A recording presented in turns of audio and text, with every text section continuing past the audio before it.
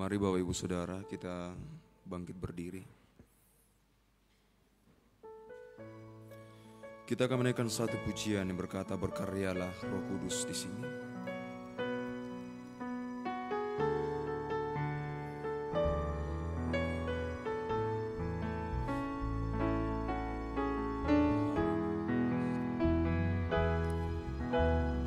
Berkaryalah Roh Kudus di sini. Berkaryalah dengan kuasa-Mu, jamahlah kami, jamahlah tiap hari, ubahlah kami jadi baru. Berkaryalah Roh Kudus di sini. Berkaryalah Roh Kudus di sini. Berkaryalah dengan kuasa-Mu, jamahlah kami, jamahlah setiap hati, ubahlah kami jadi baru. Ubahlah kami Bapa, ubahlah kami Bapa, bentuklah kami Bapa, jadikan kami sesuai dengan firman-Mu. Ubahlah kami Bapa, bentuklah kami Bapa, jadikan kami sama seperti Yesus. Ubahlah kami Bapa. Kita mengangkat tangan kepada Tuhan. Bentuklah kami Bapa, jadikan kami sesuai dengan firman-Mu.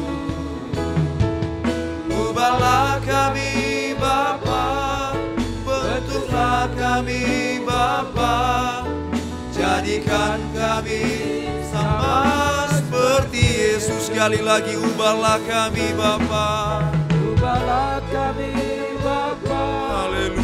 bentuklah kami Bapa, jadikan kami sesuai dengan firman-Mu. Ubahlah kami Bapa, bentuklah kami Bapa, jadikan kami sama seperti Yesus.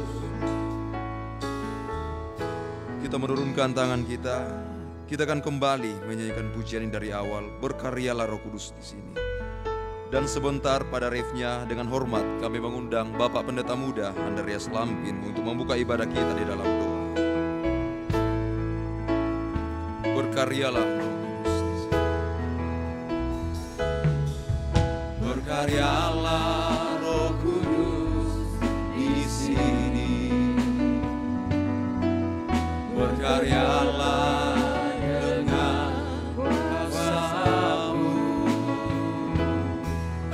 jamahlah kami, jamahlah setiap hari, ubahlah kami jadi baru. Kembali kita mengangkat tangan kepada Tuhan. Ubahlah kami Bapa, bentuklah kami Bapa, jadikan kami sesuai dengan firman-Mu.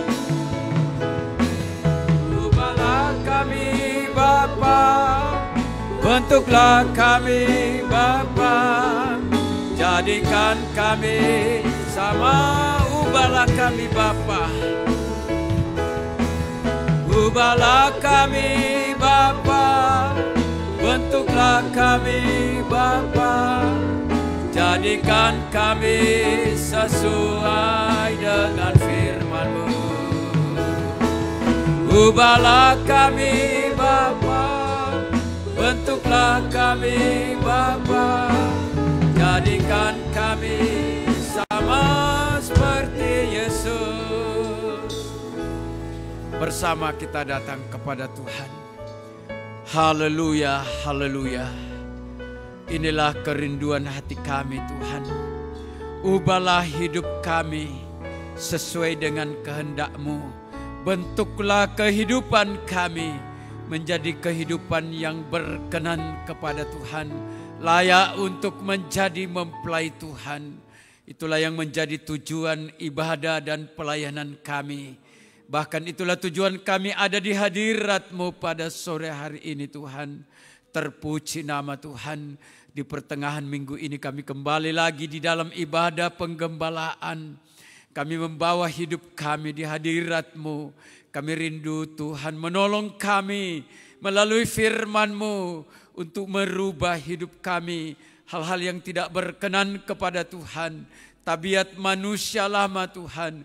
Biar diubahkan dari hari ke hari untuk mengalami pembaharuan demi hari. Sehingga kami boleh mencapai hidup yang kekal. Kami boleh mencapai kesempurnaan. Layak untuk menjadi mempelai wanita Tuhan. Yang tidak bercacat, tidak noda, tidak bercela di hadapan hadirat-Mu. Terpuji nama-Mu. Sebelum kami lebih jauh dalam ibadah kami menyerahkan hidup kami dalam tangan Tuhan. Para pelayan-pelayan Tuhan yang mentahbiskan diri melayani Tuhan. Engkau urapi kami semua. Bahkan semua umat-Mu baik yang ada dalam ruangan ini. Yang mengikuti ibadah secara daring. Tuhan urapi kami semua. Kami rindu hadirat Tuhan. Kami rindu uluran tangan Tuhan menjamah kami. Sehingga melalui ibadah kami pada sore hari ini. Kami dipersatukan. Kami disucikan, dikuduskan. Kami dibasuh dengan darah-Mu Tuhan. Firman-Mu menolong kami. Pada saat kami beribadah, pekerjaan setan kuasa kegelapan tidak ketinggalan mendatangkan berbagai macam pengaruh. Baik itu kelemahan tubuh, sakit, penyakit. Hati yang tidak sejahtera, tidak tentram. Itu sebabnya kami tidak izinkan apapun bentuk gangguan iblis. Kami tidak izinkan ada di tengah-tengah kami. Itu sebabnya kami satukan hati kami. Kami mau tolak usir dia. Yaitu di dalam nama Yesus. Keluar dari ruangan ini. Darah Yesus menghancurkan pekerjaan setan. Kemenangan dari Tuhan menjadi bagian kami. Umat-Mu yang sementara dalam perjalanan menuju ke tempat ini. Atau sedang berada di rumah menyiapkan diri. Tuhan memberkati mereka. Ibadah-ibadah yang bersamaan dengan kami dimanapun pada sore hari ini. Engkau juga berhadirat di tengah umat-Mu. Terpujilah nama-Mu Tuhan. Kami buka dan tahbiskan ibadah ini. Di dalam nama Tuhan Yesus Kristus. Haleluya. Amin. Silakan duduk.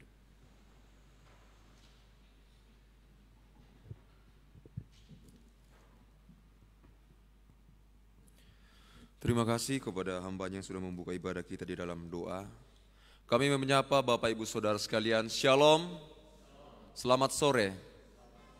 Mari kita akan melanjutkan ibadah kita. Kita akan lanjutkan pujian kita dari Psallos 192. Oh Yesus.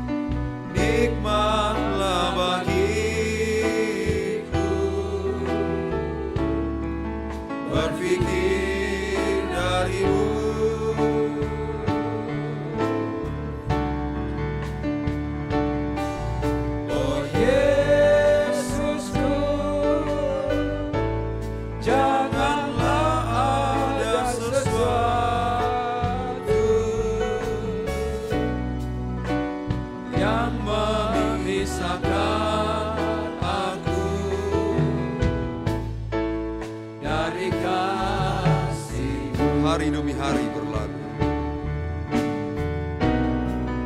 Hari demi hari berlalu dalam naungan kasih-Mu.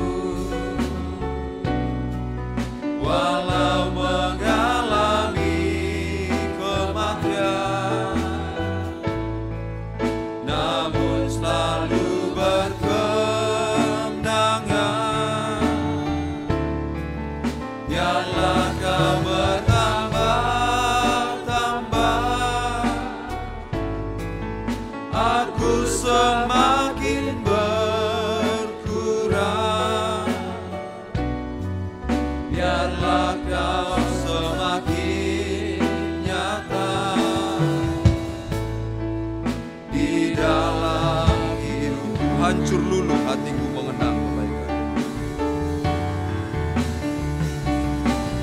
Hancur dulu hatiku mengenang kebaikan-Mu. Tiap kali ku bertanya, apakah sebabnya?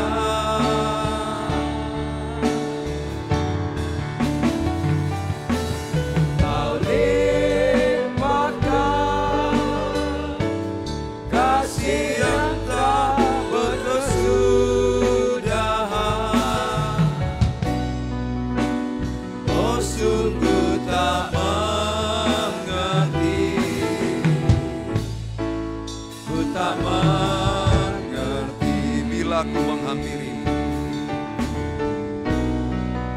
bila ku menghampirimu, berkaca dalam firman-Mu. Nyatalah keadaanku berbeda denganmu, Tuhan. Engkau suci dan mulia, aku begitu hina, namun Kau mendambakanku menjadi diriku. terima kasih untuk pembukaan firman. Terima kasih untuk pembukaan firman-Mu, Tuhan. Pernyataan kasih-Mu pada diriku.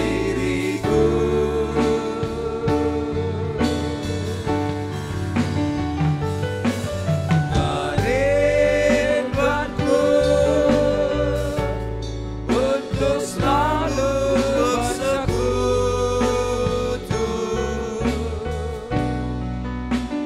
agar penyertaan-Mu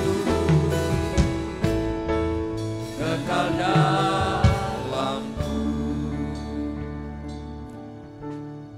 Biarlah kehidupan kita senantiasa percaya bahwa hari demi hari dalam kehidupan kita, Dia tidak pernah meninggalkan kita. Kita akan lanjutkan pujian kita dari nyanyian Psallo 200, suara hal tentang kedatangannya.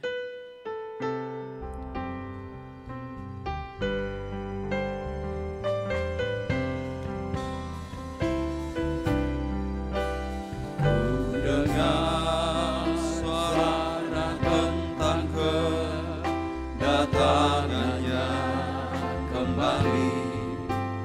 Berita dunia semakin terdengar ngeri. Gempa lain bisa terjadi, ataupun perang lagi, tapi buat anak Tuhan semua berarti.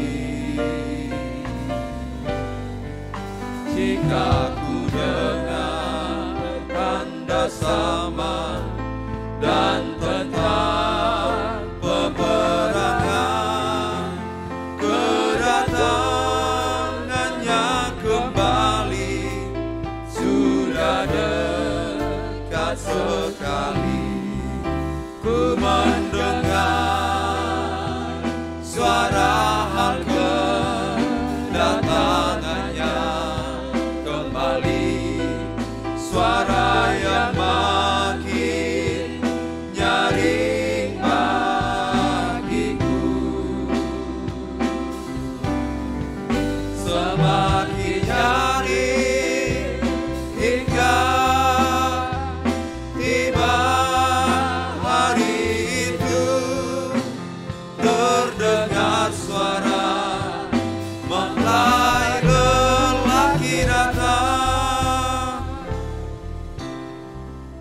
Kita akan memberikan persembahan kita kepada Tuhan dan kita nyanyikan pada bait yang kedua.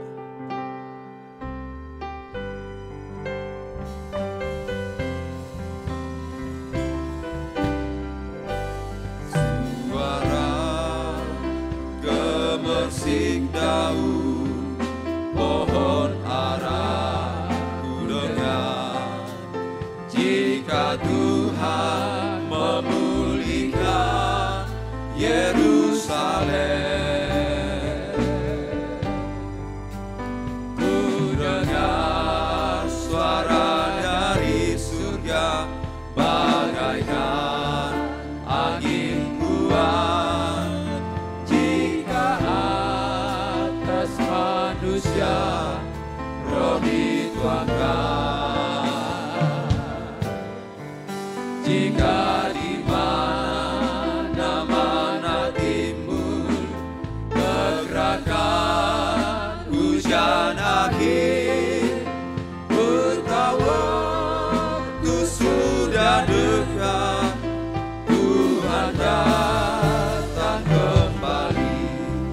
Ku mendengar suara kedatangannya kembali, suara yang makin nyaring bagiku, semakin nyaring hingga tiba hari itu, terdengar suara mempelai lelaki datang. Ku mendengar suara kedatangannya kembali, suara yang makin nyaring bagiku, semakin nyaring hingga tiba hari itu, terdengar suara mempelai lelaki datang. Tuhan Yesus memberkati setiap persembahan yang sudah kita berikan untuk pekerjaan Tuhan. Tiba saatnya kita mempersiapkan kehidupan kita, hati kita untuk menerima kebenaran firman Tuhan. Kita akan kembali menyanyikan pujian ini dari bait yang pertama, dan sebentar pada refnya, dengan hormat pekerjaan selanjutnya kami serahkan kepada Bapak Gembala. Ku dengar suara tentang kedatangannya kembali, berita dunia semakin terdengar ngeri, gempa lain bisa terjadi ataupun perang lagi, tapi buat anak Tuhan semua berarti. Jika ku dengar sanda zaman dan tentang peperangan, kedatangannya kembali sudah bersama kita bangkit berdiri. Ku mendengar suara kedatangannya kembali, suara yang makin nyaring bagiku,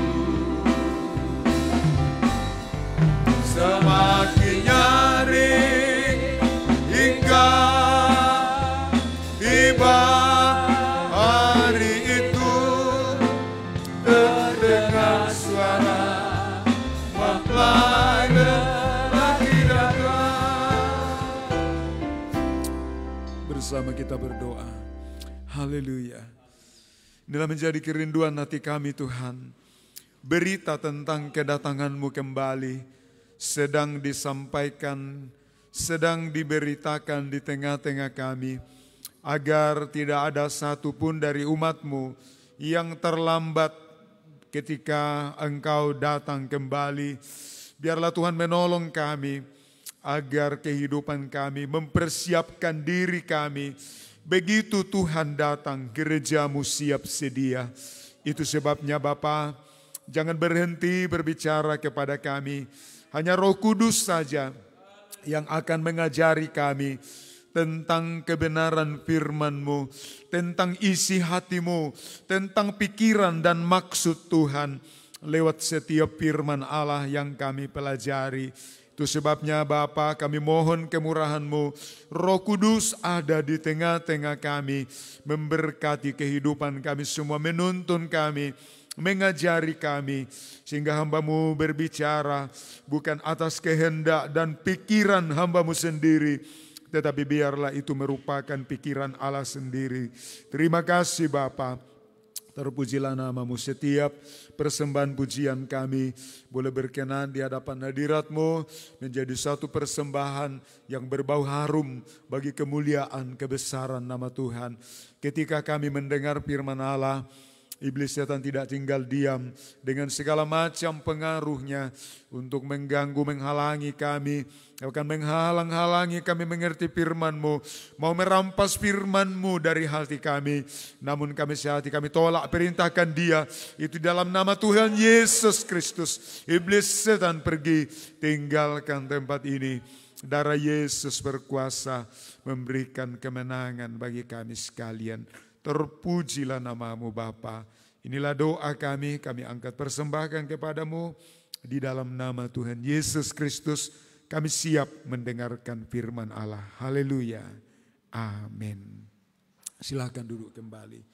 Puji Tuhan Bapak Ibu saudara sekalian, kita bersyukur untuk kesempatan yang Tuhan masih berikan bagi kita sekalian, sehingga kita masih diizinkan Tuhan masih boleh ada pada kesempatan ini melalui ibadah yang Tuhan masih percayakan bagi kita sekalian. Puji Tuhan, kita mau belajar firman Tuhan. Saya masih ingin berbicara tentang peran daripada Roh Kudus di dalam kehidupan kita sebagai gereja Tuhan. Roh Kudus adalah pribadi yang maha tahu, yang mengerti segala rencana dan maksud Tuhan, sehingga mengajar kehidupan kita bagaimana kita mempersiapkan diri untuk menantikan kedatangan Tuhan, sehingga dipastikan bahwa gereja Tuhan yang menantikan kedatangan Tuhan dan tidak terlambat pada saat Tuhan datang kembali adalah gereja Tuhan yang berada di bawah kendali daripada Roh Kudus. Sehingga kita perlu memahami dan menyadari bahwa Roh Kudus itu adalah merupakan kebutuhan mutlak yang tidak dapat tergantikan dengan apapun. Karena kapan gereja Tuhan lepas daripada pimpinan Roh Kudus, maka saat itu gereja akan kehilangan jejak. Ya, bicara soal belajar firman Tuhan itu mudah saja karena sudah tertulis. Itu tinggal dibaca, nah dipelajari. Tetapi yang menjadi persoalannya adalah apakah itu betul-betul merupakan pikiran dan maksud Tuhan. Nah, itu yang perlu kita dalami, yang perlu kita pelajari, ya. Sebab menguraikan firman Tuhan ini, saya katakan bahwa itu sudah tertulis. Ya, tinggal dibaca saja, tinggal dipilih, ya, pasal berapa, kitab apa, ayat berapa yang kita mau baca, yang kita mau pelajari.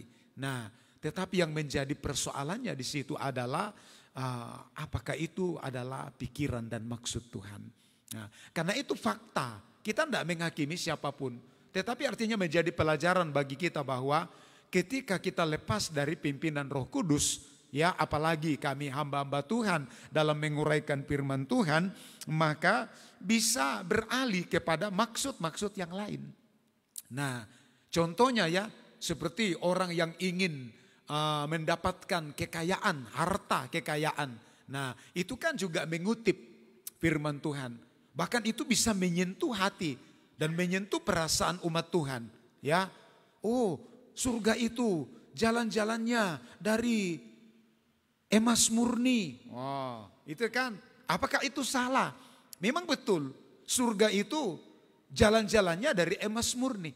Nah, tetapi ketika itu dimuati dengan pikiran manusia dan maksud manusia, maka arahnya kemana? Ya, maka dikatakanlah bahwa ibu-ibu yang menggunakan emas, anting-anting, kalung dan sebagainya, nanti sampai di surga itu ya diketahui malaikat, katanya. Ya, oh kenapa ini orang gantung aspal di telinganya, gantung aspal di lehernya dan lain sebagainya. Nah, itu kan ini contoh ya mengutip ayat Alkitab ya yang memang betul seperti itu, tetapi dimuati dengan pikiran dan maksud manusia. Nah, disitulah perannya Roh Kudus ya mengajar kita. Jadi ini kita tidak bicara menghakimi siapapun ya. Nah, kekayaan bangsa-bangsa. Nah, ini jangan sampai nanti dimuati dengan unsur penipuan. Ya, padahal itu kan ayat firman Tuhan. Pendeta bisa jadi korban. Ya, anak-anak Tuhan bisa jadi korban. Itu. Nah, disitulah kita belajar. Jadi betapa pentingnya ini Roh Kudus ya mengajar kita. Karena jelas bahwa hanya Roh Kudus yang memimpin kita kepada seluruh kebenaran. Saya mengajak kita membaca firman Tuhan bertolak dari 1 Korintus pasal yang kedua. 1 Korintus pasal 2 ayat kita baca di sana. Ayat 10 dan ayatnya yang ke-11. 1 Korintus pasal 2 ayat 10 dan ayat 11. Silakan dibacakan. Demikian firman Tuhan. Ya. Karena kepada kita Allah telah menyatakannya oleh Roh. Ya, menyatakannya oleh Roh. Terus. Sebab Roh menyelidiki segala sesuatu. Terus. Bahkan hal-hal yang tersembunyi dalam diri Allah. Itu. Jadi jelas Roh menyatakan kepada kita. Bahkan yang tersembunyi di dalam diri Allah. Ini artinya apa yang tersembunyi? Rahasia, pikiran, maksud daripada Allah. Alkitab ini ya dimuati dengan pikiran dan maksud Allah. Nah, makanya kita harus berhati-hati. Jangan sampai beralih dari maksud Tuhan. Nah, disitulah kita banyak ya mohon kemurahan Tuhan supaya betul-betul Roh Kudus itu mengendalikan. Bukan hanya dibilang pembicara atau hamba Tuhan saja. Ya, karena biarpun hamba Tuhan berbicara atas maksud-maksud Allah, tetapi kalau sidang jemaat Tuhan lepas dari kendali Roh Kudus juga. Nah, makanya terjadi kan di peristiwa Kisah Rasul pasal 7 ya mengenai Stefanus. Itu kan Stefanus kan orangnya dipenuhkan Roh Kudus. Nah, dia menyampaikan firman pada waktu itu. Tetapi orang-orang Yahudi yang mendengarkan firman Tuhan pada waktu itu ya itu betul-betul di luar daripada pimpinan Roh Kudus. Nah, sehingga Stefanus mengatakan bahwa orang yang tidak bersunat hati dan telinga, ya, orang yang tidak mengalami penyucian. Nah, apa yang terjadi? Ya, mendengar firman Tuhan tetapi dikatakan bahwa mereka menutup telinga dan mereka menyerbu Stefanus sampai dilempari ya dengan batu. Apapun yang disampaikan Stefanus, sampai Stefanus menyatakan sebuah penglihatan. Aku melihat, sesungguhnya aku melihat surga terbuka, langit terbuka. Dan aku melihat anak manusia berdiri di samping, di sebelah kanan Allah Bapa. Tetapi dikatakan mereka menutup telinga dan menyerbu Stefanus. Apapun yang disampaikan. Jadi memang dua unsur ini penting sekali. Ya, yaitu seorang pembicara dan kemudian sidang jemaat Tuhan. Karena mubasir firman Tuhan. Kalau sidang jemaat Tuhan tidak siap mendengar ini. Sidang jemaat juga mau mendengar firman Tuhan, tetapi saya mengajar salah di sini, berarti tersesat.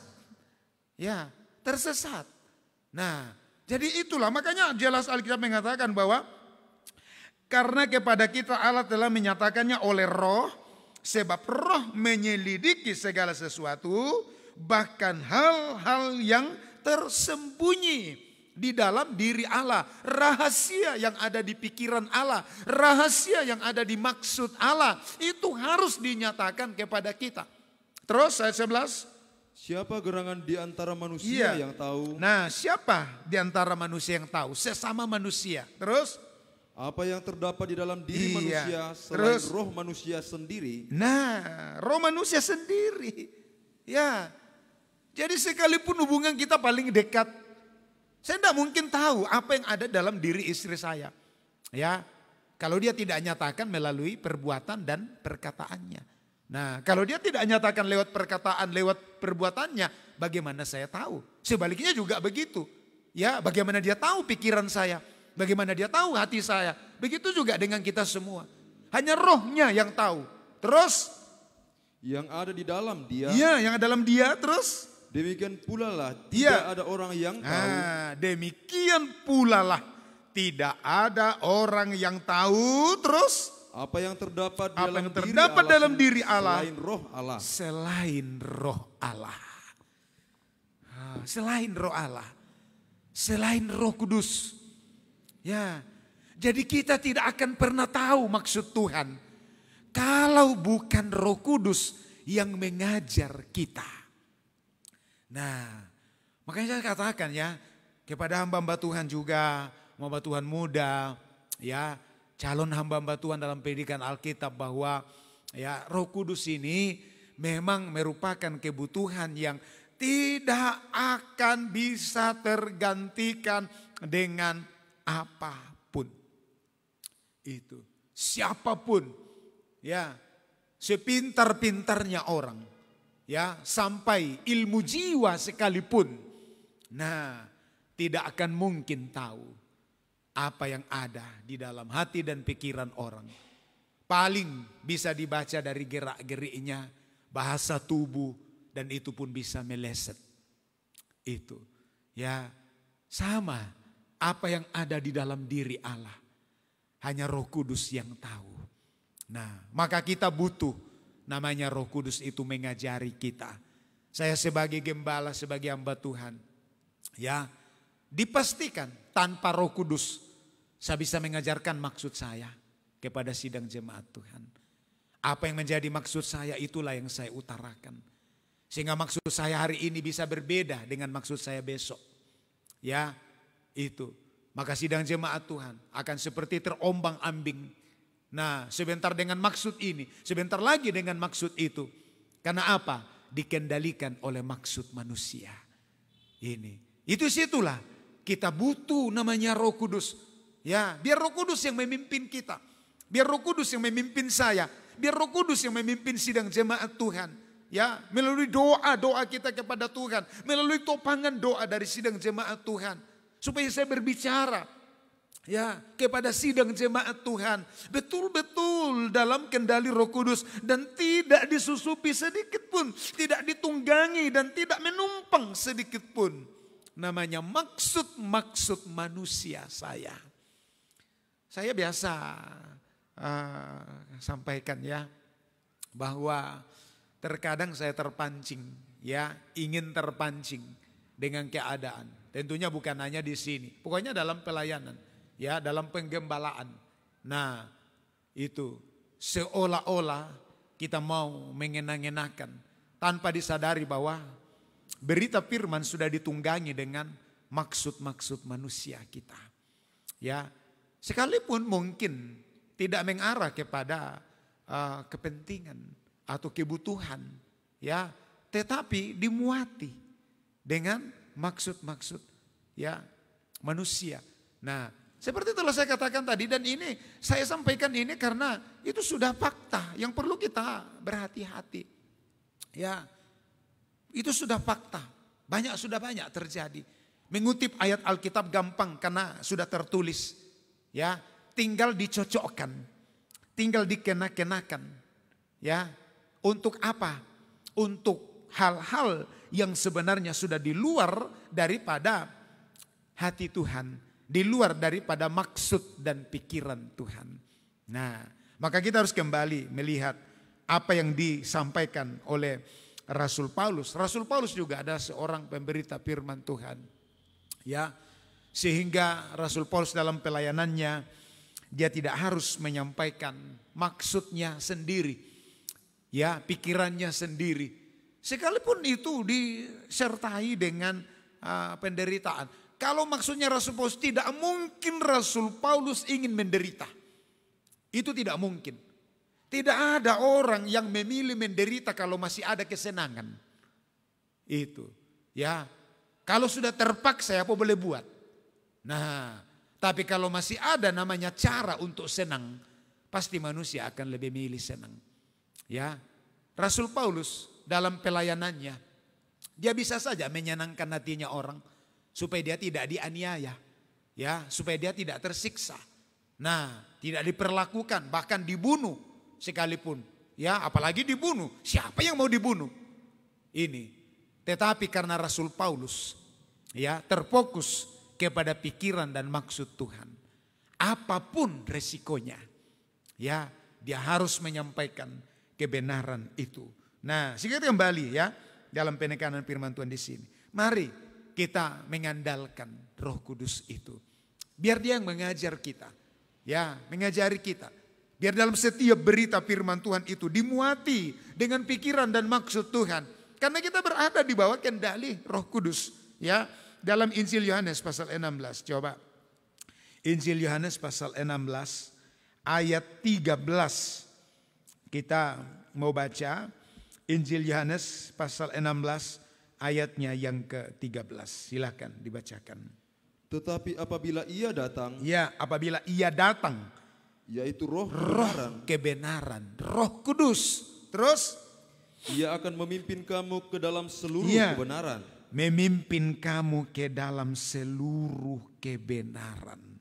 Oh, ya, dia akan memimpin kamu ke dalam seluruh kebenaran.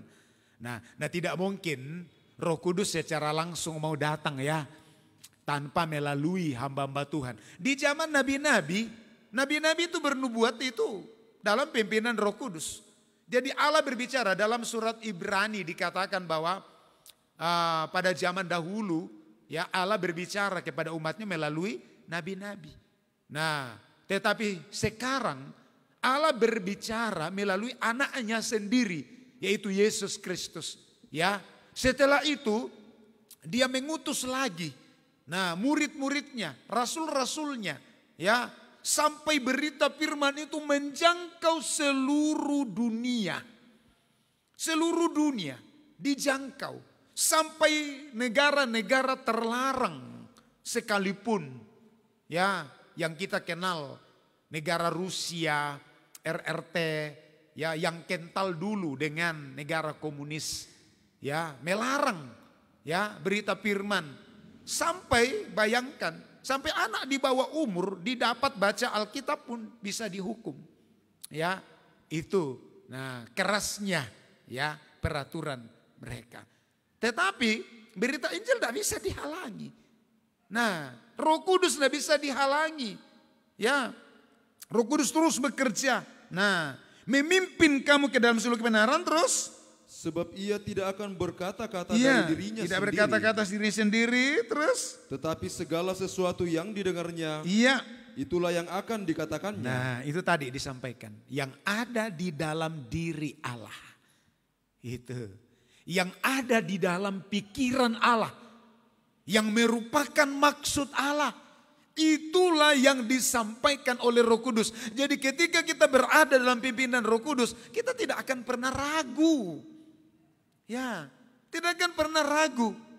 Nah, bahwa jangan sampai ini adalah maksud manusia. Jangan sampai ini adalah merupakan penyesatan dan sebagainya. Saya selalu katakan bahwa nabi-nabi palsu pun, penyesat-penyesat pun tidak mungkin mengajak orang mari kita masuk neraka. Tidak mungkin. Ya, pasti bicara surga juga. Ini. dalam acara apapun, sampai ritual berhala sekalipun, kalau di situ namanya ibadah, pasti bicara surga. Ini bicara surga. Nah, ya seperti itulah. Nah, bicara soal Alkitab, mengutip ayat Alkitab. Tetapi itulah tadi saya katakan, yang dimuat, yang termuat di situ, ya adalah apakah itu maksud Allah, pikiran Allah. Sementara dikatakan di sini bahwa Roh Kudus itu akan mengajar apa yang didengarnya. Artinya apa yang ada di dalam diri Allah terus. Itulah yang akan dikatakannya. Itulah yang akan dikatakannya terus. Dan ia akan memberitakan kepadamu hal-hal yang akan datang. Hal-hal yang akan datang. Ini yang saya mau tekankan. Ya, lebih berkaitan dengan pembacaan kita tadi. Nah, bahwa Roh Kudus itu Maha tahu. Dia tahu masa lampau, dia tahu masa sekarang, dan dia tahu masa yang akan datang.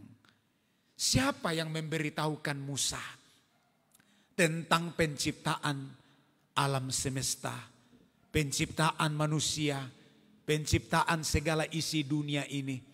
Ya, siapa yang mengajar Musa hari pertama, hari kedua, hari ketiga dan seterusnya sampai hari ketujuh?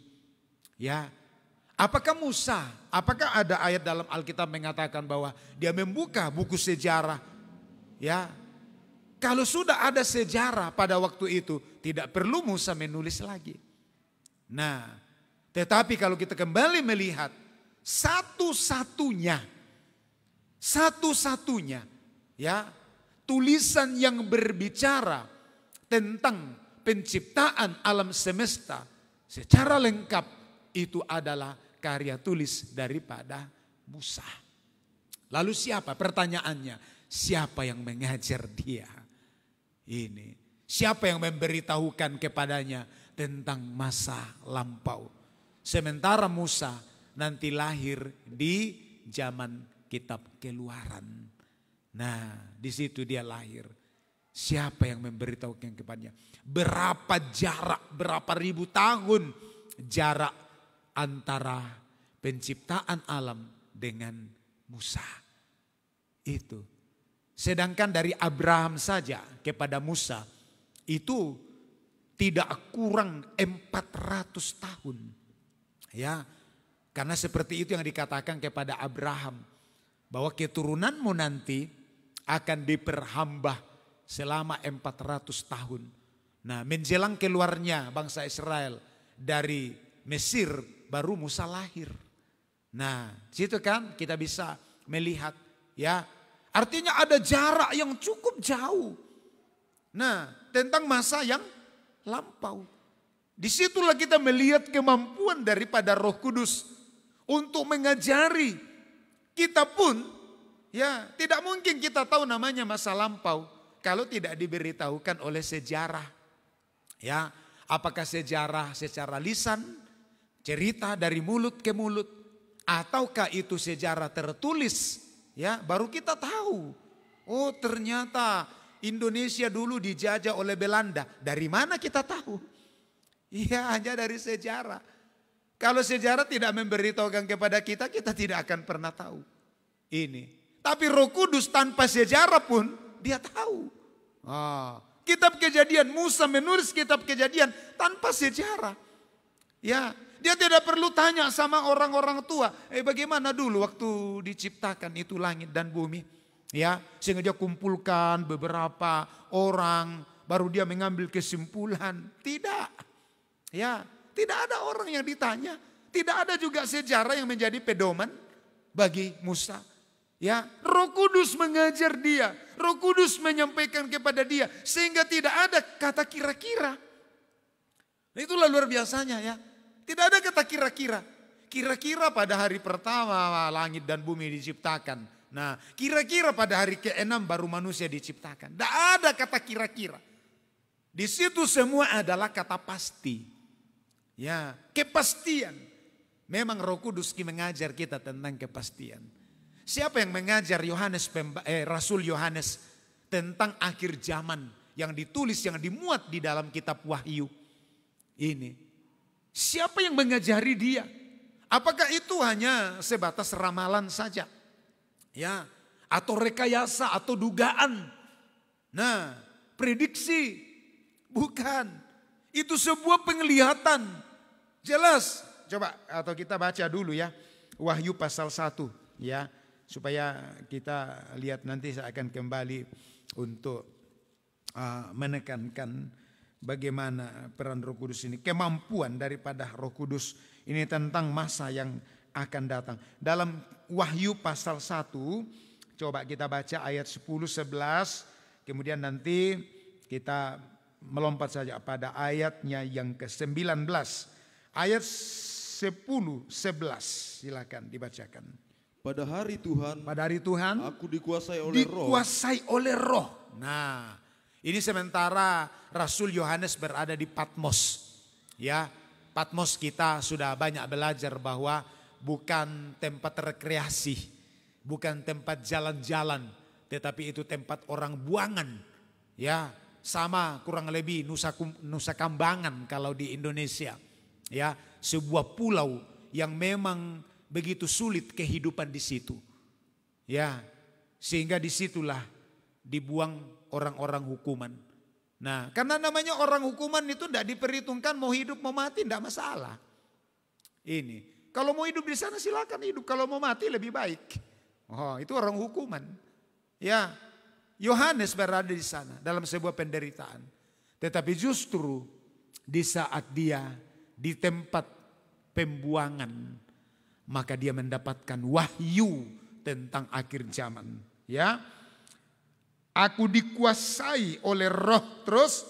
Dan aku mendengar dari belakangku suatu suara yang nyaring, terus. Seperti bunyi sangkakala, iya, katanya terus. Apa yang engkau lihat? Apa yang engkau lihat, terus. Tuliskanlah di dalam sebuah kitab. Iya.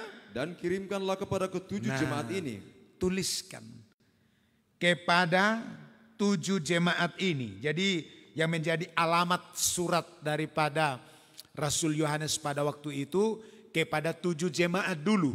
Ya, terus ke Efesus, yaitu ke Efesus, ke Smyrna, ke Pergamus, ke Tiatira, ke Sardis, ke Philadelphia, dan ke Laodikia.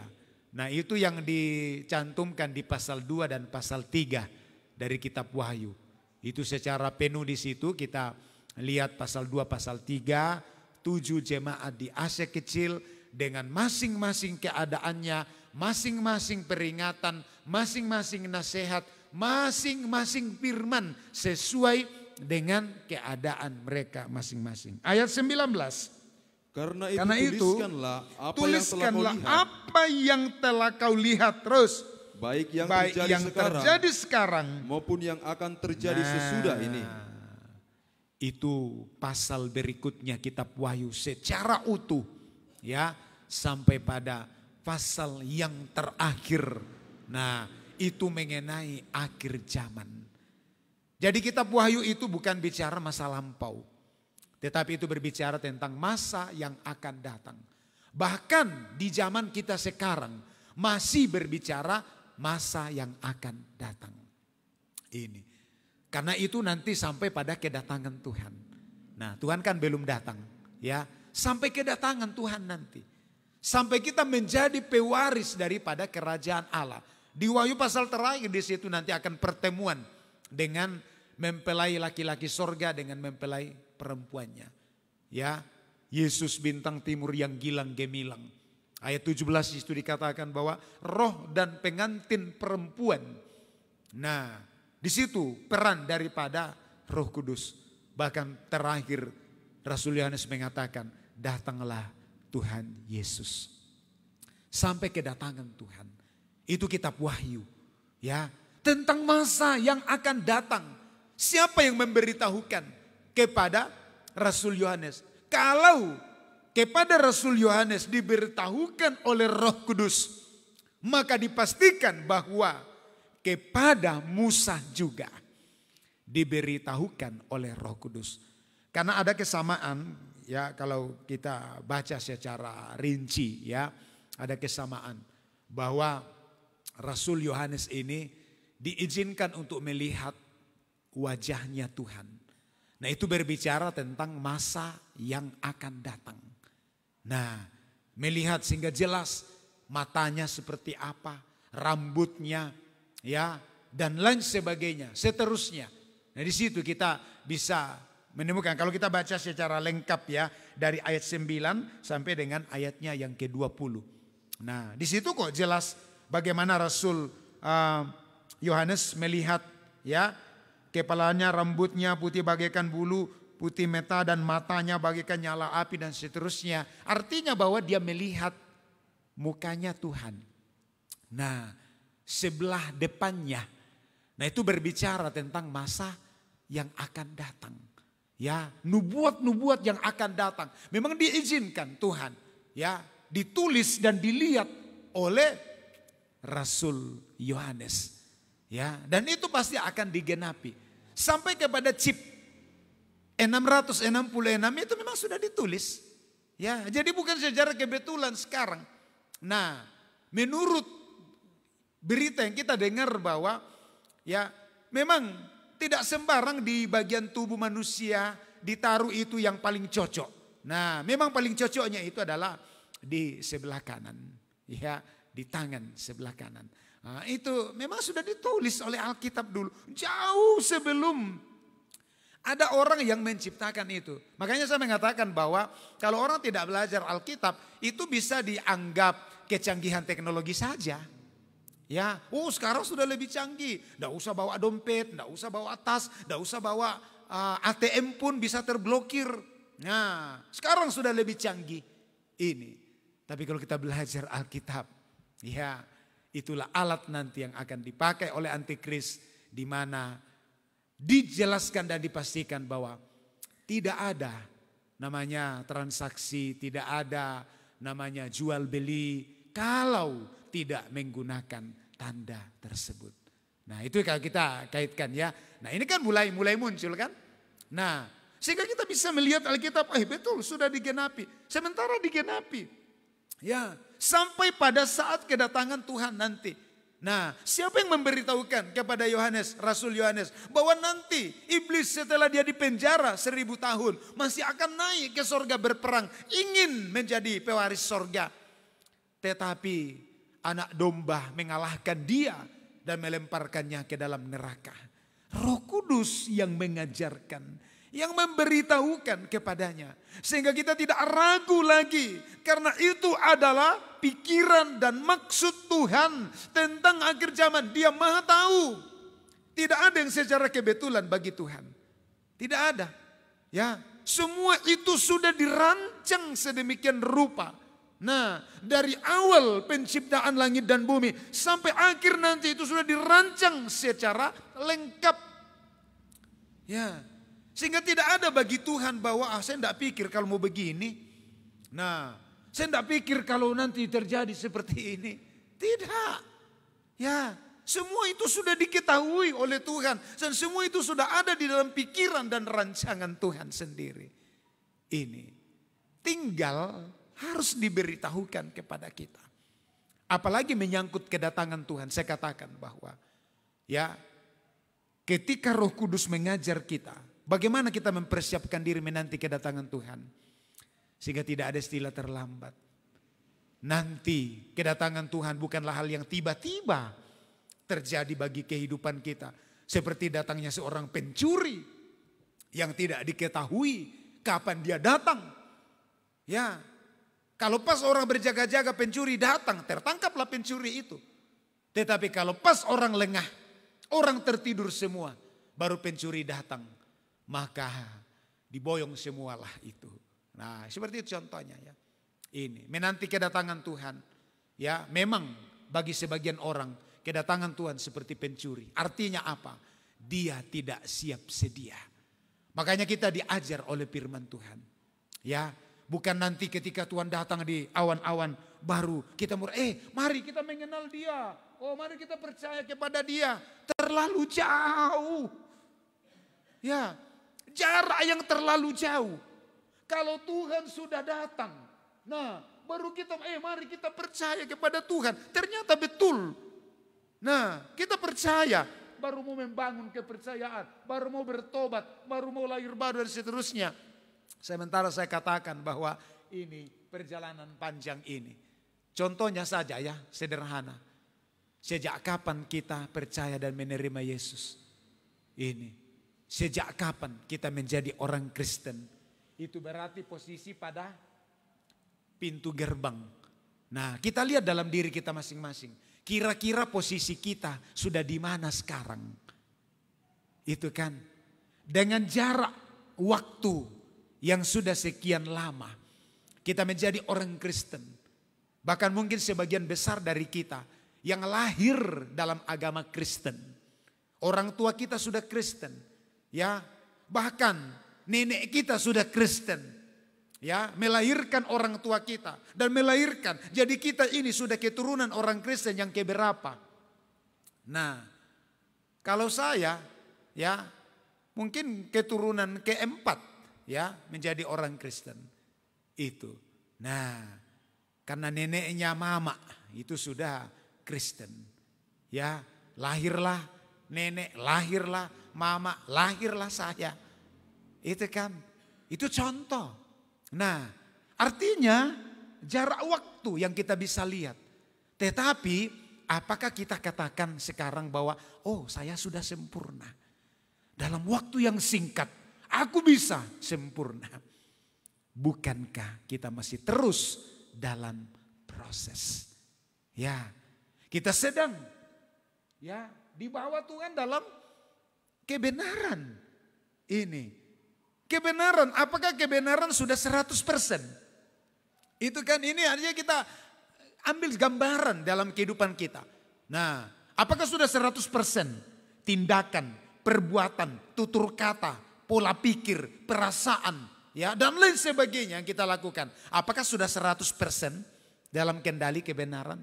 Terkadang kita masih belum benar. Terkadang pikiran kita tidak benar. Terkadang tutur kata kita belum benar. Tindakan kita belum benar dan lain sebagainya. Ini. Bicara soal kesucian. Nah, apakah betul-betul kita sudah berada di dalam area kesucian? Ya, betul-betul sudah suci. Nah, bukankah semua itu sedang kita jalani bandingkan dengan jarak waktu yang kita sudah tempuh.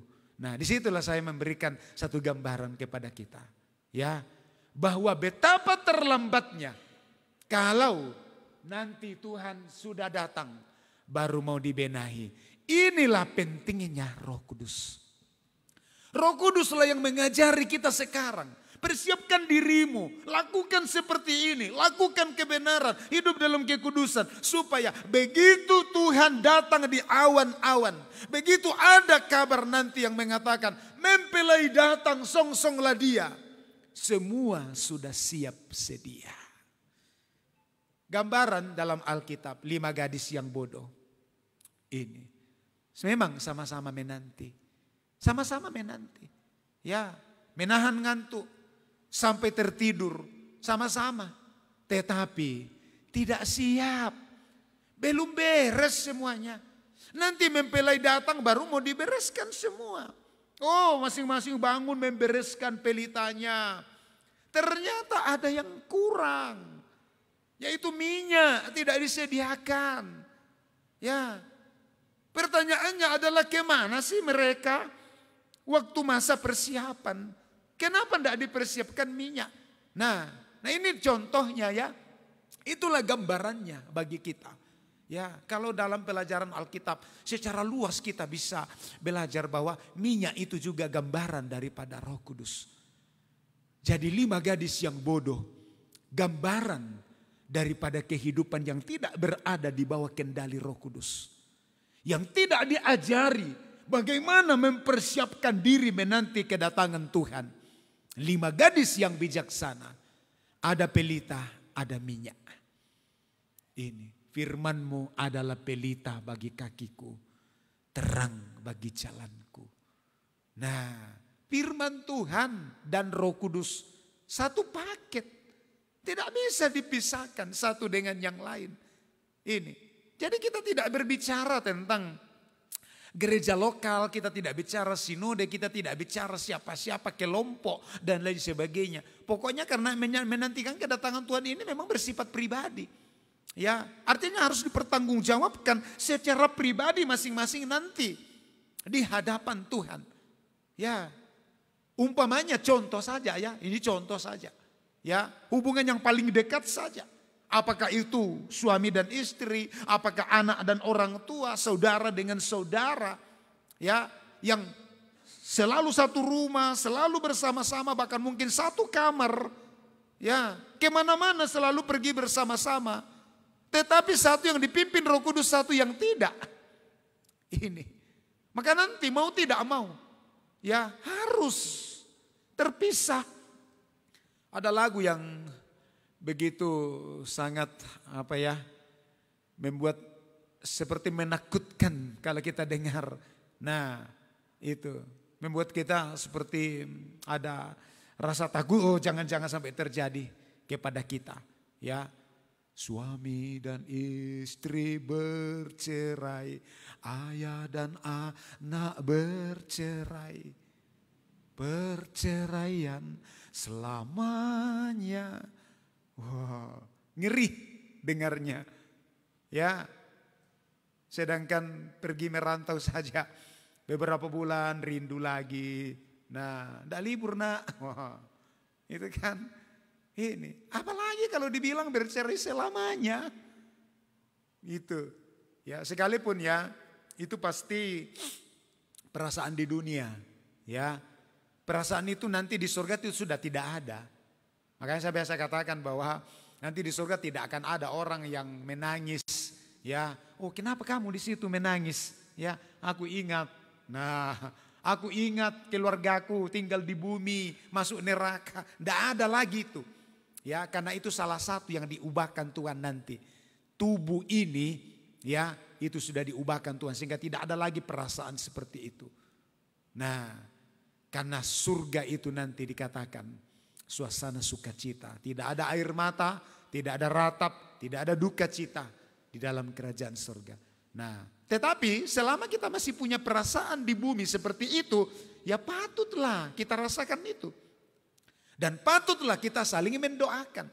Patutlah kita menangis. Yesus juga ajarkan kepada perempuan-perempuan Yerusalem. Perempuan Yerusalem, jangan tangisi aku. Tangisi dirimu dan tangisi anak-anakmu. Oh, masih wajar ya kita tangisi. Jadi kalau kita mengingat keluarga kita, wajar kalau kita tangisi. Kita berdoa, Tuhan, jangan biarkan dia masuk neraka Tuhan. Selamatkan dia Tuhan. Siapapun dia masih wajar ya, karena kita masih di bumi. Karena nanti di sorga tidak ada orang lagi yang menangis di sana. Nah, kembali ya, disinilah kita melihat betapa pentingnya itu Roh Kudus bagi kita. Dialah yang mengajarkan tentang masa yang akan datang. Sehingga di dalam kendali Roh Kudus pun kita percaya kitab Wahyu ini. Kita percaya. Ya, karena sekalipun sudah tertulis seperti ini, tetapi kalau tidak berada di bawah kendali Roh Kudus, ya, kita tidak percaya. Ini terlalu seram ini. Oh, ini tidak masuk akal ini, ya. Oh, itu kan? Tetapi kalau kita berada di bawah kendali Roh Kudus, kita yakin percaya 66 kitab dari kitab Kejadian sampai kitab Wahyu itu adalah ilham Allah. Nah, ilham itu tidak lepas daripada pekerjaan Roh Kudus yang saya istilahkan tadi, dimuati dengan pikiran dan maksud-maksud Tuhan. Itu. Oh, biarlah mari kita belajar. Ya, biar Roh Kudus terus mengendalikan hidup kita.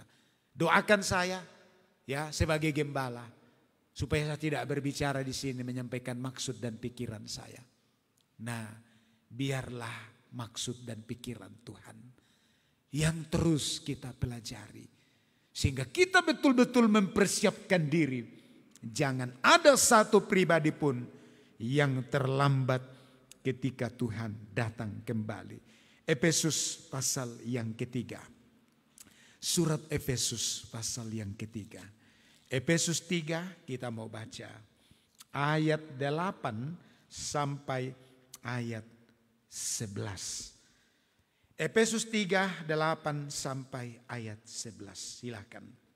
Kepadaku yang paling hina di antara segala orang kudus. Iya, Paulus mengatakan, aku yang paling hina di antara segala orang kudus. Terus?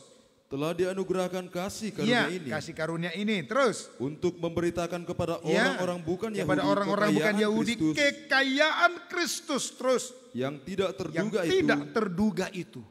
Jadi firman itu memang kekayaan yang tidak terduga. Sampai hari ini tidak habis-habisnya. Ini. Saya pun sebagai hamba Tuhan saya optimis.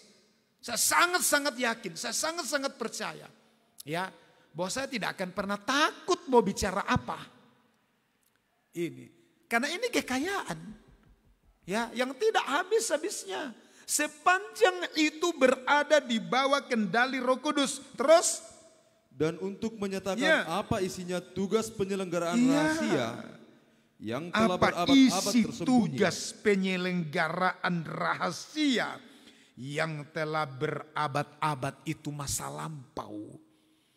Jadi firman yang ditulis oleh para nabi, mulai dari Musa, para nabi, ya, bahkan para rasul pun, seluruh Alkitab ini 66 kitab itu masa lampau semua bagi kita. Itu sudah ditulis berabad-abad lamanya. Perjanjian baru saja itu sudah berabad-abad. Ya, sudah berabad-abad. Nah, perjanjian baru ini memang ditulis pada sekitar abad pertama. Ya, tahun 45 sampai tahun 95. Nah, itu penulisan. Ya, itu berarti abad pertama, bukan 1945. Ya, 0045, abad pertama. Ya, sampai sekarang. Apalagi perjanjian lama sudah berabad-abad. Tetapi tetap dimuati dengan pikiran Tuhan. Ini yang kita harus kenal. Apa yang pikiran, apa yang termuat. Pikiran Tuhan, apa yang termuat. Maksud Tuhan, apa yang termuat. Di dalam firman yang sudah berabad-abad ini. Kalau Rasul Paulus dulu berbicara, nah itu berbicara khusus kitab nabi-nabi. Itu yang disebut berabad-abad pada zamannya Rasul Paulus. Tetapi bagi kita sekarang, ya bukan lagi hanya tulisan nabi-nabi, tulisan rasul-rasul pun, dan kitab perjanjian baru pada umumnya pun sudah berabad-abad bagi kita. Tetapi ada kekayaan rahasia. Rahasia itu tadi adalah pikiran dan maksud Allah. Istilah dalam surat Korintus tadi dikatakan yang tersembunyi di dalam diri Allah. Itu berarti rahasia. Ya, yang harus dinyatakan sekarang. Terus? Tersembunyi dalam diri Allah. Tersembunyi dalam Allah. Nah, yang berabad-abad, yang tersembunyi dalam Allah. Ya, terus? Yang menciptakan segala Ya, sesuatu. menciptakan segala sesuatu. 10. Supaya sekarang Ya. oleh jemaat diberitahukan pelbagai ragam hikmat Allah. Ini sekarang. Sekarang ini perkataan hidup. Artinya berlaku kapanpun kita baca. Bukan hanya kurang lebih 2000 tahun yang lalu. Ketika Paulus menulis itu kepada jemaat Efesus. Kata sekarang itu. Sehingga kita harus berani merubah sekarang.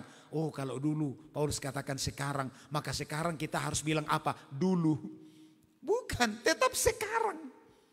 Ya, karena ini kekayaan kan. Berapa ribu tahun pun kita tidak tahu. Kita berada di bumi ini belajar firman Tuhan masih berapa lama. Ini, kita tidak tahu. Nah, karena itu kedaulatan Tuhan. Ya, itu urusan Tuhan. Yang tidak pernah diberitahukan kepada kita. Ini.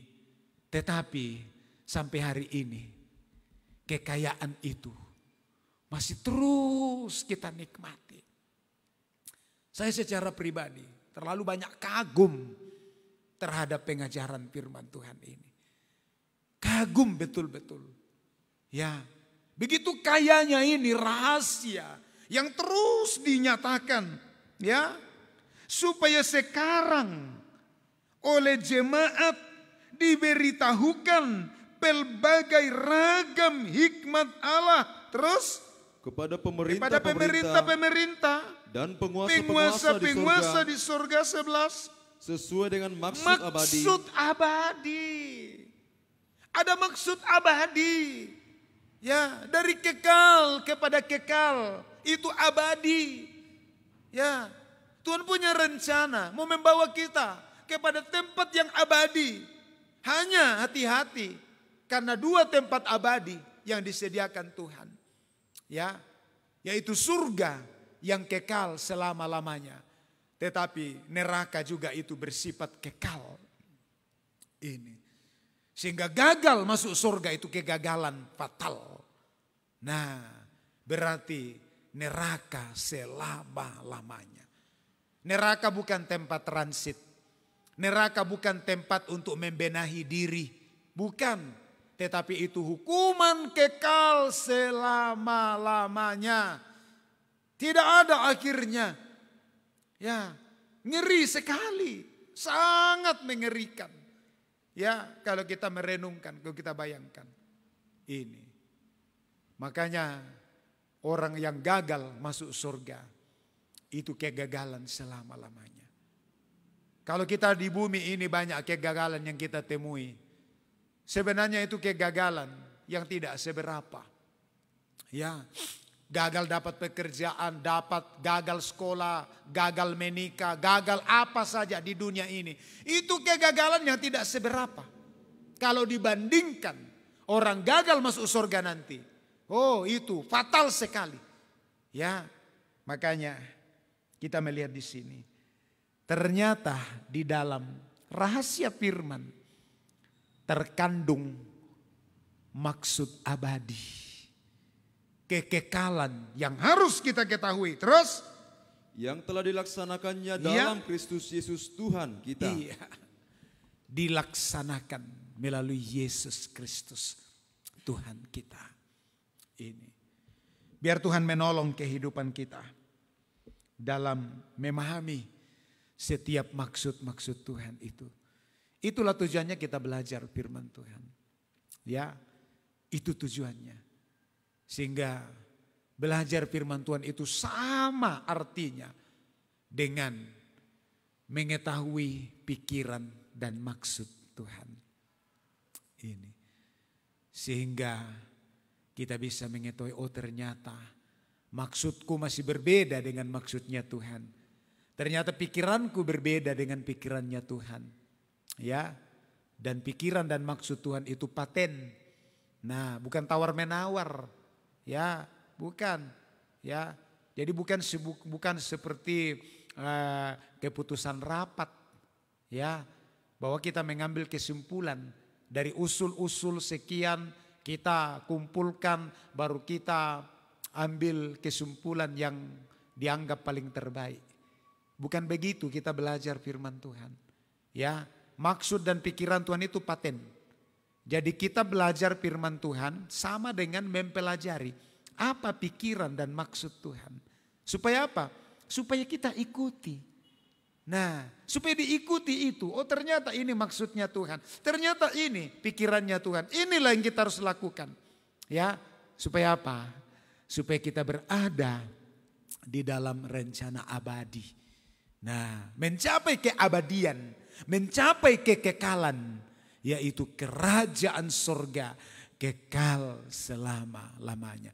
Tidak ada manusia yang netral nanti. Tidak ada juga tempat netral. Ya, hanya 2. Dipahami atau tidak dipahami, dipercaya atau tidak dipercaya. Sampai kepada kelompok ateis. Nah, jangan pikir kelompok ateis itu netral. Tidak. Dalam hal beragama mereka dianggap orang netral. Tidak beragama. Ini. Tetapi nanti ketika Tuhan datang, bukan berarti mereka orang netral. Bukan. Nah, hanya 2 tempat yang disediakan Tuhan. Maka marilah kita terus belajar firman Tuhan ini. Berdoa biar Roh Kudus yang menolong kita, ya, mengajar kita. Roma 16 ayat 25 sampai ayat 27. Roma pasal yang ke-16. Roma 16 ayat 25 sampai ayat 27. Silahkan dibacakan. Segala kemuliaan bagi Allah. Iya, segala kemuliaan bagi Allah. Terus Bagi Dia yang berkuasa, menguatkan kamu terus. menurut Injil yang kumasyurkan, Kumasyurkan. Terus dan pemberitaan tentang Yesus pemberitaan Kristus tentang Yesus Kristus, pemberitaan firman. Terus sesuai dengan penyataan rahasia pernyataan rahasia. Terus yang didiamkan berabad-abad Iya. lamanya. oh, rahasia yang sudah berabad-abad. Jadi tinggal kita gali ini. Ini kurang lebih ini sama dengan harta karun ini. Ya. Jadi bukan tambang baru ini. Nah, tinggal kita gali ini rahasia yang sudah berabad-abad. Ya. Jadi makanya tidak ada kitab baru, ya, tidak ada temuan firman baru, tidak ada. Rahasia baru yang kita inginkan, ya, yang kita rindukan. Dari 66 kitab yang sudah ada. Tidak usah ditambah, tidak usah dikurangi. Ya, cukup ini. Ya, menjadi tempat atau merupakan tempat tersembunyi rahasia-rahasia yang sudah berabad-abad yang sekarang sedang digali dan diajarkan oleh Roh Kudus. Terus, Tetapi yang sekarang telah dinyatakan ya, sekarang dinyatakan. Tadi ya sama dalam surat Efesus. Sekarang ini sudah berabad-abad tetapi sekarang dinyatakan. Terus dan yang menurut perintah Allah ya, yang menurut abadi, perintah Allah yang abadi. Menurut perintah Allah. Menurut pikiran dan maksud Allah. Ini, itu saya katakan tadi bahwa memang kami sebagai hamba Tuhan pun sangat harus berhati-hati. Jangan sampai digeser itu maksud dan pikiran Tuhan dan digantikan dengan maksud dan pikiran manusia. Dan itu sudah fakta, banyak merusak, merugikan manusia. Lebih parah lagi kalau menyesatkan nanti. Sehingga orang yang berharap masuk surga, ternyata bukan surga yang didapat. Kenapa? Karena ayat-ayat firman Tuhan yang sudah berabad-abad ini dimuati dengan pikiran dan perasaan manusia. Itu. Terus telah diberitakan oleh kitab para nabi terus kepada segala bangsa untuk membimbing Ya. mereka kepada ketaatan iman. Itu lebih mengarahkan kita lagi kepada ketaatan iman. Jadi apa tujuannya? Memahami maksud dan pikiran Tuhan supaya kita lebih taat di dalam iman. Ketaatan iman. Terus Bagi bagi dia, dia satu-satunya Ya. Allah yang penuh yang hikmat penuh hikmat terus oleh Yesus Kristus, Ya. segala kemuliaan sampai sampai selama-lamanya. Amin. selama-lamanya. Amin. Itu merupakan harapan. Rasul Paulus tegaskan kepada jemaat Roma, ya, supaya mereka itu tetap teguh di dalam iman. Nah, itu adalah daerah yang dijangkau di zaman pelayanan Rasul Paulus. Nanti setelah pelayanan itu berkembang terus, ya, khususnya di Eropa ini ya, di Roma ini, Italia. Nah, itu negara bagian Eropa. Dari Asia itu. Nah, Israel kan masuk Asia Barat, ya. Nah, dari situ Yerusalem kemudian diberitakan terus dan itu berkembang dari Eropa lagi, perkembangan Injil itu. Ya. Kalau Injil yang kita nikmati di Toraja itu kan dari Belanda. Nah, itu ya, diberitakan terus sampai menjangkau seluruh dunia. Ya, sampai seluruh dunia. Ya, berita itu untuk apa? Ini, jangan lupa kita belajar firman Tuhan untuk meneguhkan iman. Supaya iman kita lebih kuat, lebih kokoh. Ya, kenapa harus kokoh? Dipastikan bahwa kita memang diperhadapkan kepada berbagai tantangan. Kisah Rasul pasal 20. Kisah Rasul pasal yang ke-20.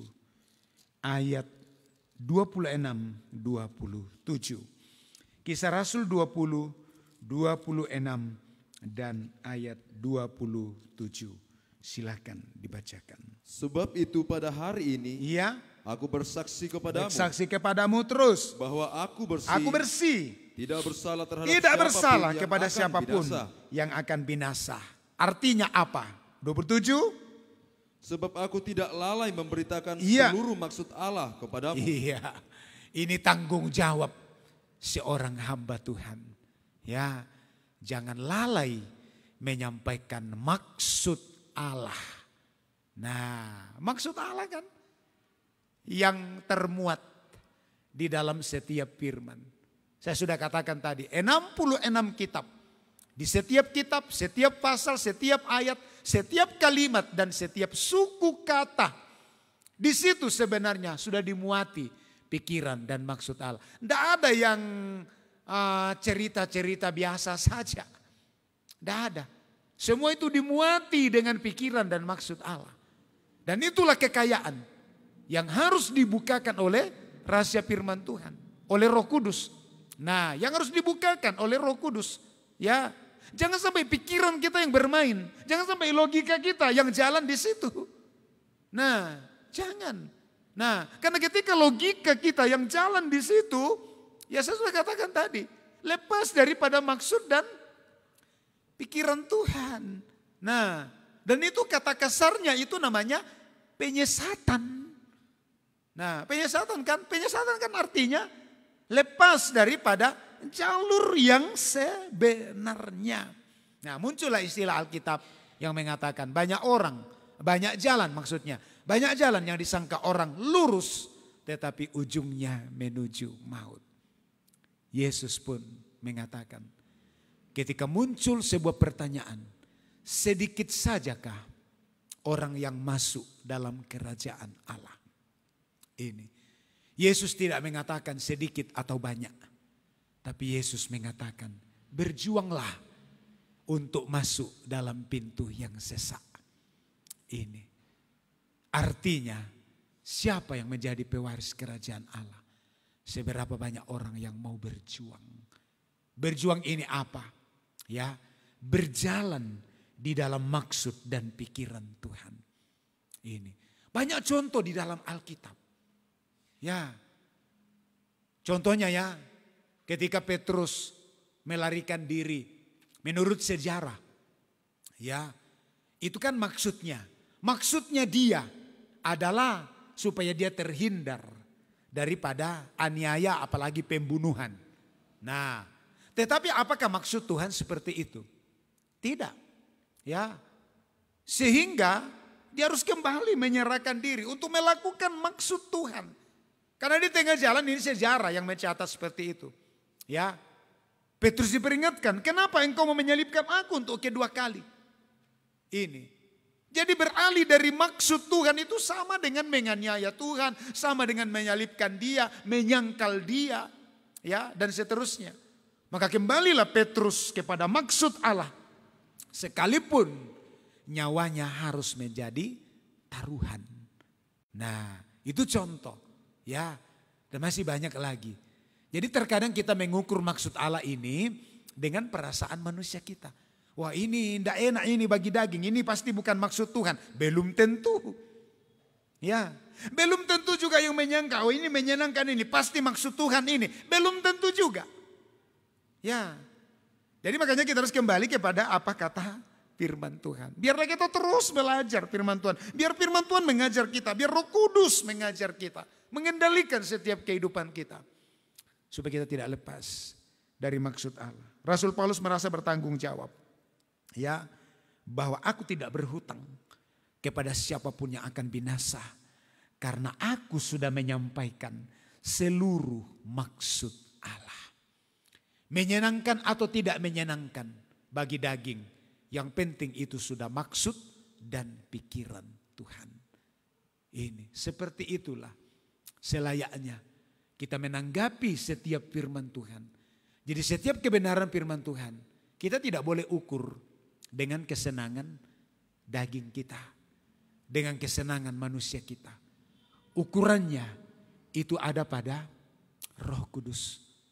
Rasul Paulus dianiaya sampai dibunuh, itu bukan lepas daripada maksud Allah.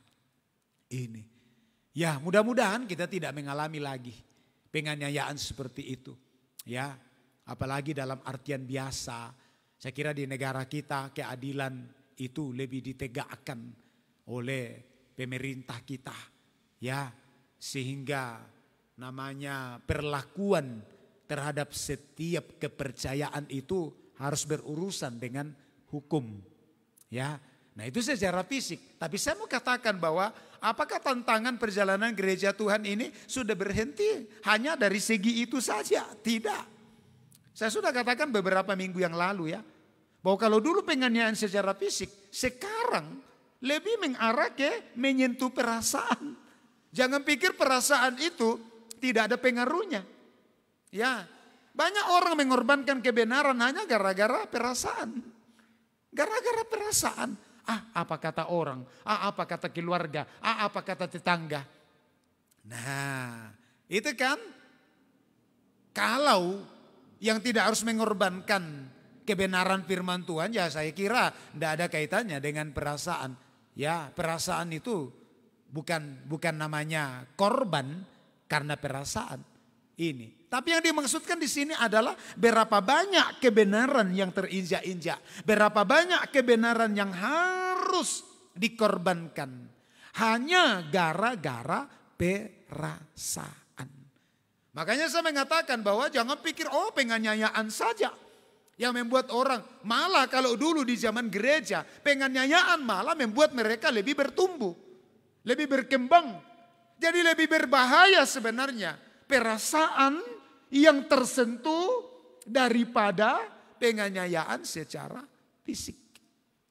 Itu.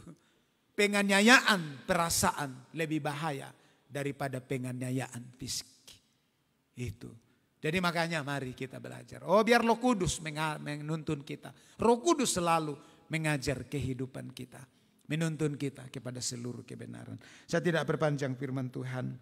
Kiranya menjadi berkat bagi kita sekalian. Saya mengajak kita menyanyikan satu pujian. Satu lagu mengingatkan kita tentang pentingnya Roh Kudus dalam hidup kita.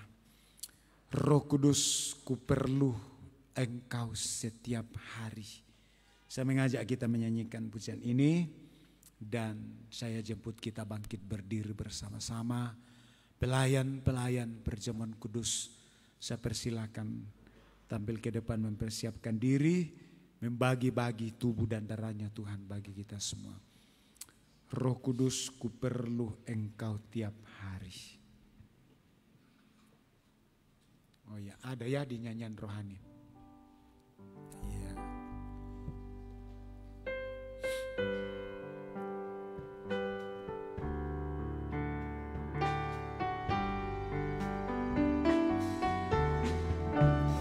Roh Kudus, ku perlu Engkau tiap hari.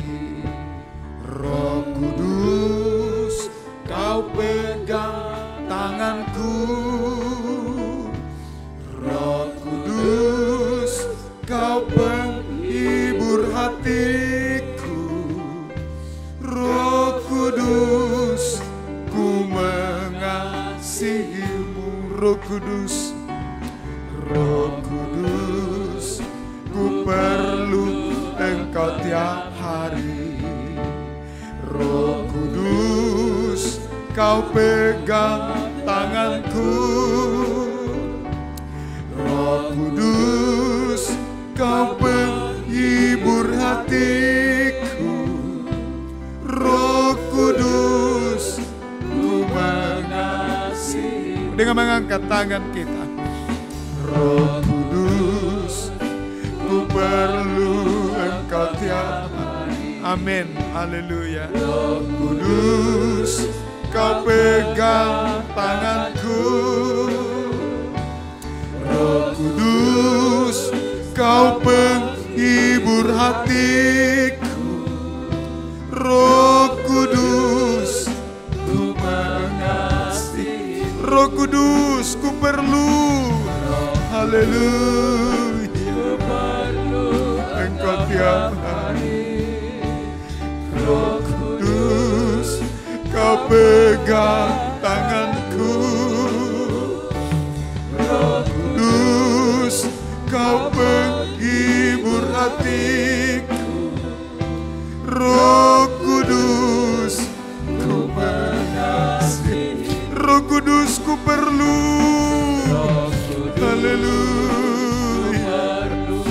Kita nyanyikan dalam rasa butuh kepada Roh Kudus. Kebutuhan mutlak bagi kehidupan gereja Tuhan. Haleluya. Oh, haleluya. Roh Kudus, ku mengasihi. Roh Kudus, ku perlu. Haleluya.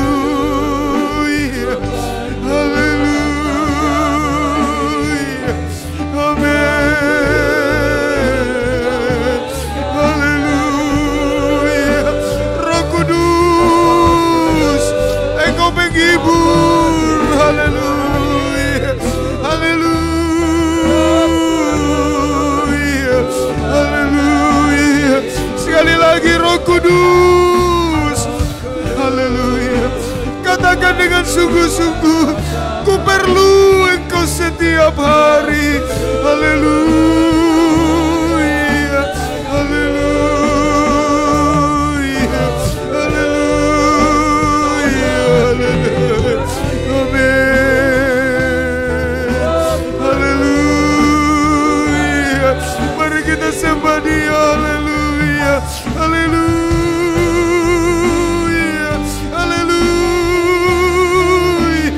Haleluya,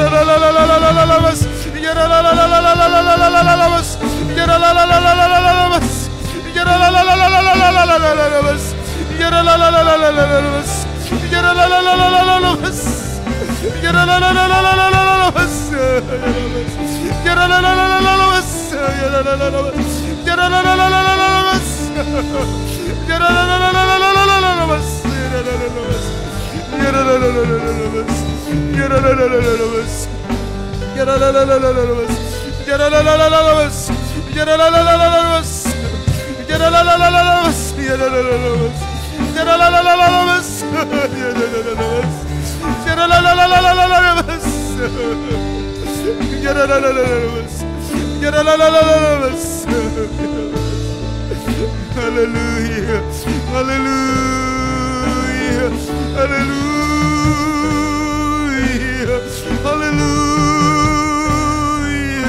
haleluya, haleluya, haleluya, haleluya, haleluya, haleluya. Kami sembah Engkau, kami sembah Engkau Tuhan. Kami butuh Engkau Roh Kudus setiap hari, mengajar kami pikiran dan maksud Allah lewat firman Allah, di mana di dalam firman-Mu Tuhan termuat pikiran dan perasaan Tuhan, maksud-maksud Tuhan. Hanya Roh Kudus yang tahu apa yang ada di dalam diri Allah. Kiranya Tuhan menolong kami. Roh Kudus-Mu menjadi kebutuhan bagi kami. Hamba-Mu berbicara, biarlah dalam pimpinan Roh Kudus-Mu. Sidang jemaat-Mu mendengar firman-Mu dalam pimpinan Roh Kudus-Mu. Kami semua berada di bawah kendali Roh Kudus. Mengatur, menuntun, memimpin kami. Mengajari kami hal yang akan datang. Sehingga kedatangan Tuhan pada kali yang kedua tidak akan menjadi rahasia bagi kami lagi. Kami tidak harus terlambat dalam menantikan kedatangan-Mu. Kiranya Tuhan menolong kami. Bukan seperti datangnya pencuri, tetapi kami benar-benar sudah mempersiapkan diri. ketika Tuhan datang, kami bertemu dalam kemuliaan-Nya di angkasa. Terima kasih Bapa. Terpujilah nama-Mu untuk segala kasih kemurahan-Mu bagi kami. Betapa kami mendambakan Roh Kudus-Mu Tuhan.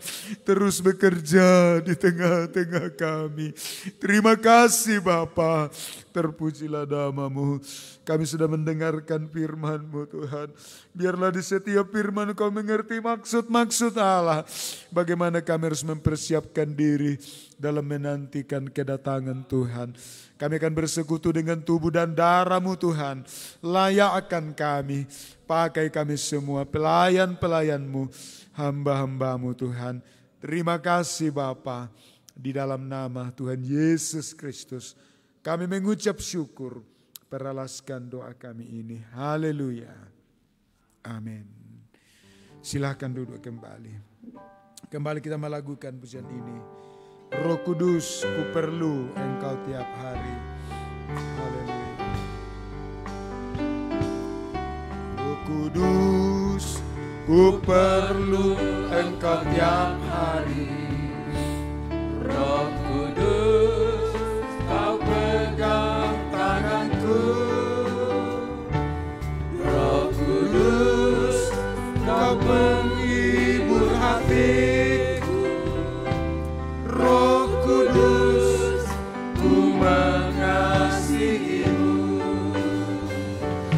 Roh Kudus, ku perlu Engkau tiap hari. Roh Kudus, Kau pegang tanganku. Roh Kudus, Kau menghibur hatiku. Roh Kudus, ku mengasihi-Mu.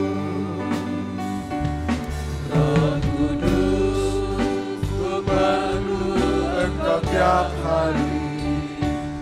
Roh Kudus, Kau pegang tanganku. Roh Kudus, Kau menghibur hatiku. Roh Kudus, ku mengasihi-Mu. Sekali lagi. Roh Kudus, ku perlu Engkau tiap hari. Roh Kudus, Kau pegang tanganku. Roh Kudus, Kau menghibur hatiku. Roh Kudus, ku mengasihi-Mu. kalau kita semua sudah terlayani, bersama kita bangkit berdiri. Pegang tubuh dan darahnya Tuhan. Angkat tubuhnya di tangan kanan kita lebih tinggi dari kepala. Letakkan cawan di dada, pandang salibnya Tuhan. Ini pun Roh Kudus memampukan kita untuk meyakini dan mempercayai bahwa ini bukan roti dan minuman biasa lagi, tetapi seperti kata firman Tuhan, ini adalah tubuh dan darahnya Tuhan. Terima kasih buat tubuh dan darahmu yang Engkau sudah korbankan bagi kami.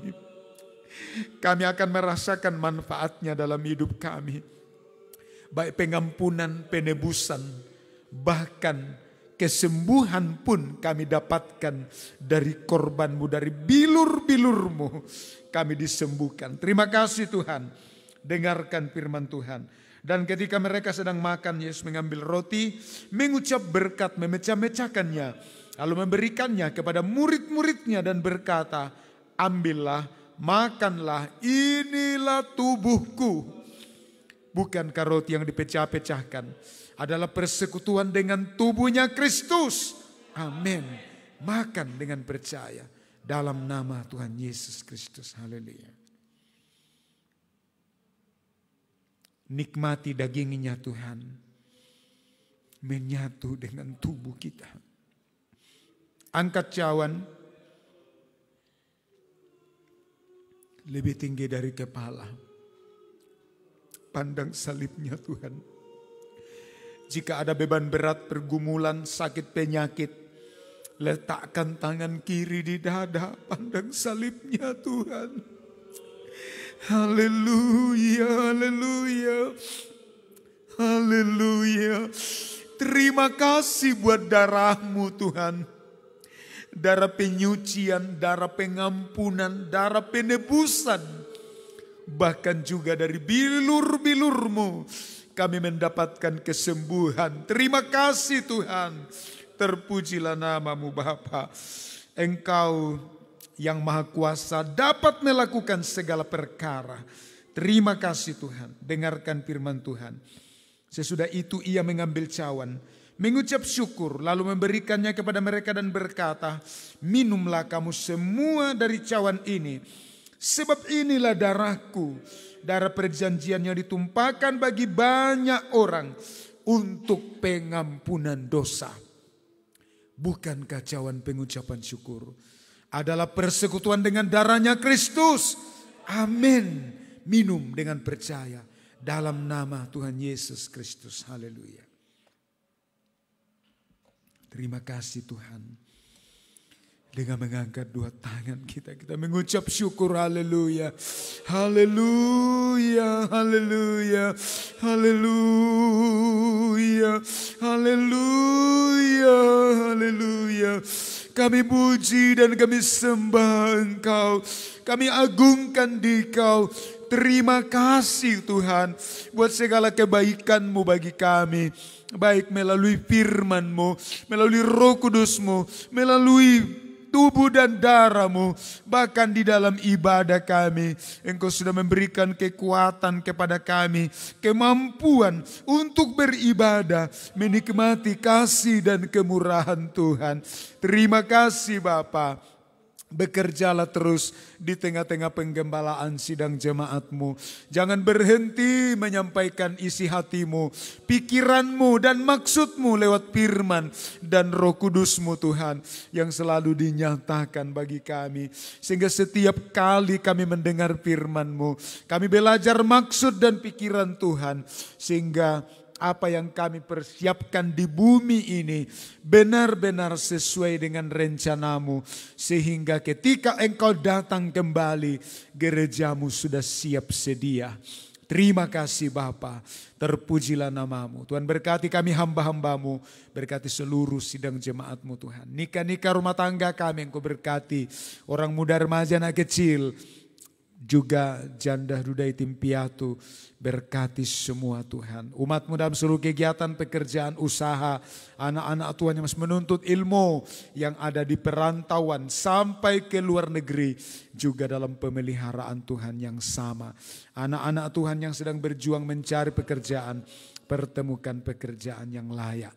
Terima kasih Bapa, berkati pemerintah kami dari pusat sampai daerah-daerah, berkati gereja-gereja-Mu, berkati kami semua. Terpujilah Engkau Bapa. Sebentar kami akan kembali, jaga, lindungi, peliharakan kami, boleh tiba dengan selamat, Tuhan dipermuliakan. Beberapa kekasih kami dalam keadaan sakit, Tuhan tolong, baik Mama Harun juga Nenek Brian dalam kelemahan tubuh, Nenek John yang sedang dirawat di rumah sakit, bahkan yang lain-lain yang membutuhkan pertolongan Tuhan.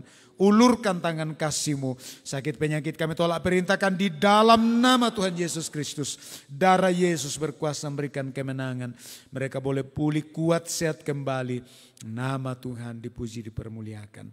Sertai kami, lindungi, tiba di rumah masing-masing. Tuhan dipermuliakan. Akhirnya kekasih-kekasihnya Tuhan, terimalah berkat damai sejahtera, cinta kasih sayang persekutuan dari Allah Bapa, Anak laki-laki dan Roh Kudus, Tuhan Yesus Kristus menyertai memberkati kita semua hari ini sampai Maranatha Tuhan Yesus datang kembali.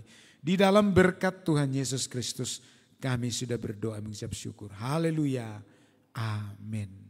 Selamat malam semua. Tuhan Yesus memberkati kita sekalian.